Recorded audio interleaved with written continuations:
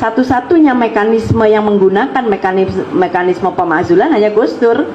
Jadi Gus Dur selama 2,5 tahun memimpin, oleh MPR dimakzulkan dan diganti oleh wakilnya Megawati, kan? Dan ternyata kemudian Megawati harusnya kalau dia betul-betul dipilih oleh rakyat, pasti berikutnya terpilih, kan? Ini logika saja, kita menggunakan satu paradigma. Kalau beliau itu memang dikehendaki oleh rakyat, 2,5 tahun menggantikan Gus Dur, logikanya setelah itu berhadapan dengan siapapun pasti terpilih karena dia incumbent, gitu kan? Tapi ternyata yang terpilih adalah SBY, dan SBY bisa. Kenapa SBY melenggang 10 tahun? Karena ketika zamannya Megawati, Undang-Undang Dasarnya sudah diubah. Mekanisme pemakzulan tidak lagi ke MPR, tapi mekanisme pemakzulan itu sudah menggunakan mekanisme MK, dengan jadi pendapat DPR, kemudian pendapat DPR itu disampaikan kepada MK, MK memberikan pendapatnya, nah kemudian diberikan kepada MPR, baru di situ ada sidang untuk pemakzulan presiden. Nah mekanisme ini terjadi pada saat Megawati, kan? Jadi Megawati ketika menjadi presiden, pasal ini diubah karena saya yakin beliau tidak ingin mengalami nasib sama seperti Gus Dur. Nah maka Undang-Undang Dasarnya diubah di kala Megawati itu. Nah sekarang kalau kita lihat pemakzulan, kalau zaman SBY beliau menerapkan demokrasi itu secara baik, apa yang diamanatkan oleh reformasi.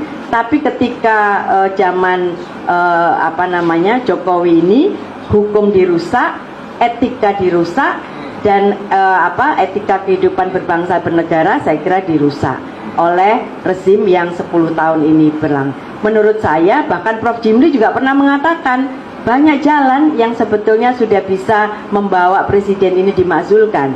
Sudah banyak jalannya. Contoh Ibu Bapak, kalau dari prinsip hukum tata negara, sesungguhnya ucapan beliau ketika beliau itu menginginkan perpindahan ibu kota dari Jakarta ke IKN itu sebetulnya itu adalah pelanggaran terhadap konstitusi, ya. Jadi dia adalah eksekutif. Kalau eksekutif itu dia tidak boleh, wong dia itu bukan rakyat kok. Yang menentukan untuk bisa pindah kemanapun ibu kota negara itu adalah rakyat. Jadi kalau ada kehendak untuk memindahkan ibu kota, itu bukan oleh DPR, itu dilakukan oleh MPR. Dan MPR karena sekarang sudah bukan penjelmaan dari rakyat, MPR itu bukan penjelmaan sekarang. Kalau dulu MPR itu adalah penjelmaan seluruh rakyat Indonesia, sekarang bukan. MPR itu adalah lembaga negara yang anggotanya terdiri dari anggota DPR dan anggota DPD. Tidak ada sebutan dia adalah penjelmaan dari seluruh rakyat Indonesia. Maka ketika ada kehendak untuk memindahkan ibu kota, harus dimintakan persetujuan ke rakyat, gitu kan? Nah apa namanya? Referendum. Itu harusnya referendum. Nah mekanisme referendum itu ternyata sudah dihapus oleh reformasi yang kebablasan menurut saya. Jadi reformasi itu kemudian dihilangkan. Nah jadi ada inkonsistensi. Presidennya itu dipilih secara langsung, ya, seolah-olah ini rakyat, tetapi tidak ada mekanisme di mana rakyat ini harusnya ada mekanisme juga yang memposisikan rakyat ini juga ketika ada kesalahan rakyat juga bisa langsung, kan? Nah tidak ada sekarang itu mekanisme rakyat itu bisa meminta pertanggungjawaban langsung kepada presiden. Nah itu sama sekali tidak ada, sehingga menurut pendapat saya, apa yang dilakukan oleh Pak Jokowi sebagai presiden mengusulkan perpindahan ibu kota dan tiba-tiba diiyakan dalam sekejap mata tanpa ada analisis segala macam, kemudian tanpa ada meminta persetujuan rakyat, itu sudah salah satu jalan untuk pemakzulan, karena itu pengkhianatan kepada negara, melanggar undang-undang dasar. Itu yang untuk Ibu. Jadi itu sudah satu hal yang dari awal dulu saya sampaikan, ini sudah jalan yang bisa dilakukan. Yang kedua, kebijakan keuangan. Beliau itu eksekutif. Tidak bisa beliau kemudian mengeluarkan peraturan pemerintah pengganti undang-undang yang mengatakan boleh melanggar prinsip-prinsip keuangan negara. Nah itu sebetulnya pengkhianatan kepada Undang-Undang Dasar, karena sesungguhnya APBN itu harus mendapatkan persetujuan dari DPR. Tidak bisa kemudian Presiden serta-merta mengeluarkan Perpu dan itu uang untuk COVID segala macam, kita tidak tahu pertanggungjawabannya bagaimana. Nah ini sebetulnya itu sudah pengkhianatan kepada negara, yang itu juga adalah pintu masuk untuk di pemakzulan. Yang ketiga, Prof. Jimli mengatakan ketika Hakim MK itu kemudian di recall oleh anggota DPR dan kemudian DPR langsung mengganti dengan orang lain, Wakil Ketua MK namanya Profesor Aswanto, kemudian dibawa ke DPR dan diberhentikan, kemudian Presiden mengeluarkan Kepres, itu sudah pengkhianatan, karena ini adalah lembaga yudisial yang bebas dari intervensi manapun. Dan kemudian diintervensi oleh Presiden dengan mengeluarkan Kepres, itu sudah jalan untuk pemakzulan kepada Presiden. Jadi banyak sekali ruang-ruang yang sesungguhnya itu sudah penyalahgunaan kewenangan, yang saya katakan abuse of power, itu dilakukan oleh Presiden. Yang berikutnya itu adalah tentang undang-undang Omnibus Law. Metode boleh, metode Omnibus Law itu dikenal di negara manapun, dikenal untuk bisa melakukan harmonisasi dan sinkronisasi peraturan perundang-undangan yang sekarang tumpang tindih. Tetapi tidak kemudian menjadikan satu banyak undang-undang, kemudian bukannya malah lebih simpel, tapi itu lebih tidak ada kepentingan rakyat, tapi kepentingannya investasi. Nah itu sesungguhnya sudah melanggar Undang-Undang Dasar, karena beliau mengambil kebijakan yang itu tidak sesuai dengan prinsip peraturan perundang-undangan, dan itu sudah dibatalkan oleh MK.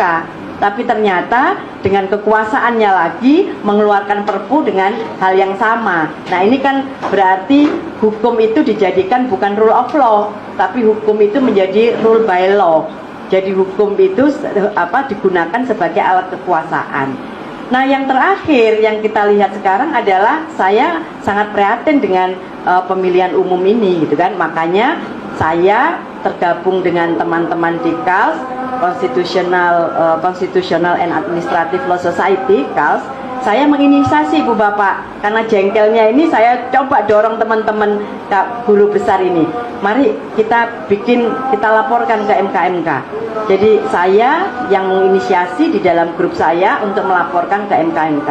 Dan salah satu pertimbangan yang saya sampaikan ke Prof. Jimli, dan saya sebutkan, makanya Prof. Jimli selalu tanya, bagaimana Prof. Hesti? Saya katakan, Prof, saya minta MK-MK ini bisa melakukan satu terobosan hukum, membuat penemuan hukum.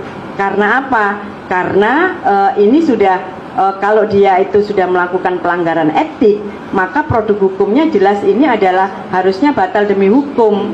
Ini cacat gitu kan. Nah mestinya karena tidak ada mekanisme, maka MK-MK harus berani membuat terobosan hukum. Selain menyatakan ini pelanggaran etika yang berat, tapi juga harus membatalkan MK sendiri, bukan MK-MK. Saya bilang MK lah yang kemudian harus membatalkan putusan nomor 90.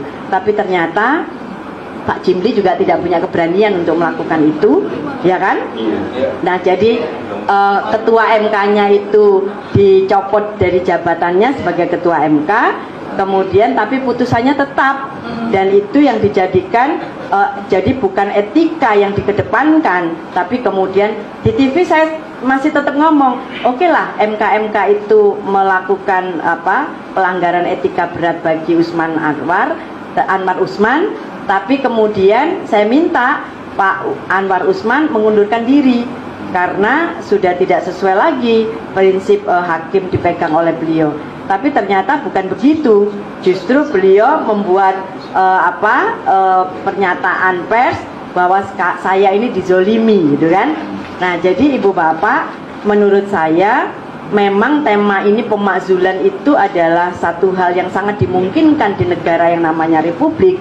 Ketika pemimpin yang dipilih oleh rakyat secara langsung ternyata dia tidak bisa melaksanakan amanat dari rakyat. Prinsip itu ada gitu kan, bisa dimakzulkan. Tinggal sekarang adalah caranya bagaimana.